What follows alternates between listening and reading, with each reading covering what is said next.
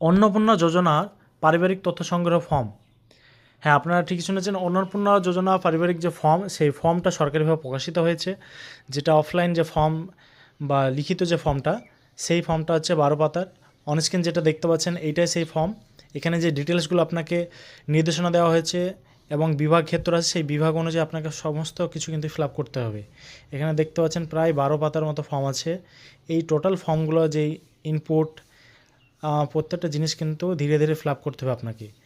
যদি ফর্মটা আপনাদের প্রয়োজন হয়, আমি ডেসক্রিপশনে ফর্মের যে লিঙ্ক, সেই লিঙ্কটা আমি দিয়ে রাখবো, আপনারা সেখান থেকে ডাউনলোড করতে পারবেন।